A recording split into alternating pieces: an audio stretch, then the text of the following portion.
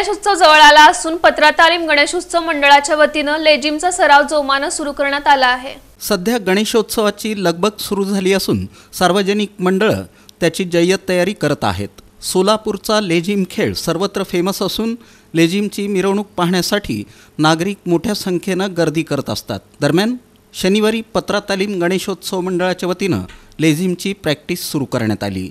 यावेळी कार्यकर्त्यांनी ढोल ताशांच्या तालावर बहारदार आणि दमदार लेझिमचे डाव सादर केले।